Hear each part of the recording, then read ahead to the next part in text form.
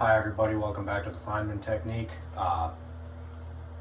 Here's another integral I got off the channel Maths 505. I grab a lot of integrals from him, as you're probably aware.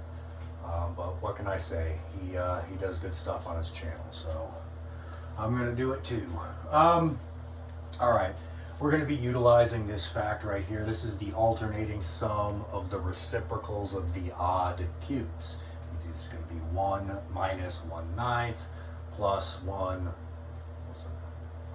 minus 1/8 plus 1/27 minus 1/64, and so on forever, and that's equal to pi cubed over 32. I don't believe I've done a video on why this is true. That's a little bit more advanced than the other techniques I want to put on this channel, so we're just going to take that as being true. If you want to look up the explanation of why that's true, go ahead and do that for yourself, but for this video we're just going to be using it. Alright, so our first step, like we almost always do, is to create a function of t somewhat resembling our original integral. The function we're going to create is this: x to the t times arctangent x dx. And the reason I did that should be obvious. That way we can recover this natural log x by taking a derivative, and we'll be able to account for this x in the denominator by plugging in the appropriate value for t. So let's go ahead and take f prime of t. It's going to be equal to the integral from 0 to 1 of natural log x times x to the t times arctangent of x dx. And we'll set this equal to I, and then we can also say from this that I is equal to our function of t, or our f prime evaluated at the point t is equal to -1. Right? Because if t was -1, this would just become an x in the denominator, and we would have our original integral. Alright, so the next thing we need to do is find a Taylor series representation for arctangent x. And I think I've derived this a couple times on the channel, but I'm going to do it one more time. Alright, so we know this. We know that the sum, as n goes from 0 to infinity, of -1 to the n times x to the 2n, that's equal to 1 over x squared plus 1 on the interval. I believe this is good for both -1 all the way up to 1, and I believe it's included. Both values are included in that interval. So now taking the antiderivative of both of these with respect to x will give us this. That will give us that the sum, as n goes from 0 to infinity, of -1 to the n, right? -1 to the n times x to the 2n plus 1 over 2n plus 1 is going to be equal to arc tangent x plus c, because this is the antiderivative of this, and this is the antiderivative of this. So now we need to solve for c. Well, since we want this to be true for all values of x, we just need to plug in a convenient value of x that will allow us to solve for c. That value is 0. If we plug in x equals 0, this gives us 0 is equal to 0 plus c, making c equal to 0.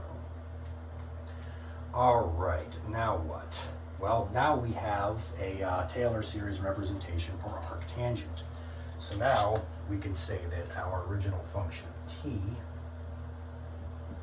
is equal to the sum, it's going to be equal to the integral from 0 to 1 of x to the t times the sum going from 0 to infinity of -1 to the n times x to the 2n plus 1 over 2n plus 1 dx.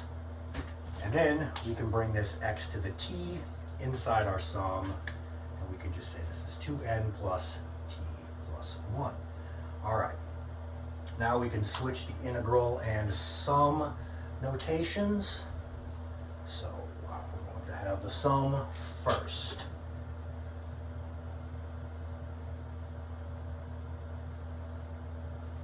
And then we'll bring out this -1 to the n over 2n plus 1. And then we'll have times the integral from 0 to 1 of this thing right here. Well, that's going to give us x to the 2, no, let's see, yeah, that's going to give us x to the 2n plus t plus 2 over 2n plus t plus 2, evaluated where x is equal to 0 and 1. In other words, that's just going to give us 1 over 2n plus t plus 2.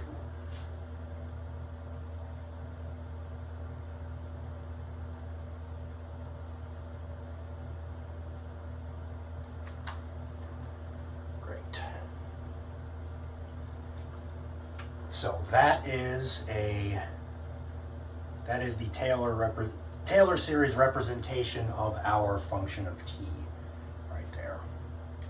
All right, but we need f prime of t, and then we need to plug in -1 for t. So taking the derivative with respect to t of this thing, let's just do it directly. Let's just go ahead and put a little prime indicator over that function. So that's f prime of t, and now we need to take the derivative with respect to t of this thing to make it true.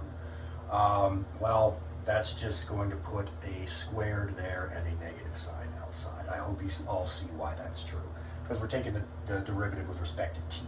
This doesn't depend on t, neither does this. We're only taking a derivative of 1 over 2n plus t plus 2, which will give us negative 2n plus t plus 2 to the -2 power. All right, so now we just plug in -1. All right, that means I is going to be equal to negative sum going from 0 to infinity. We'll still have the -1 to the n. Now, if we plug in -1 for t, this is going to become a 2n plus 1 squared, which would make the entire denominator 2n plus 1 cubed. 2n plus 1 cubed. Well, we know that without the negative sign, this is equal to pi cubed over 32. So with the negative sign, this is equal to negative pi cubed over 32. All right, guys, that's it. Hope you enjoyed that.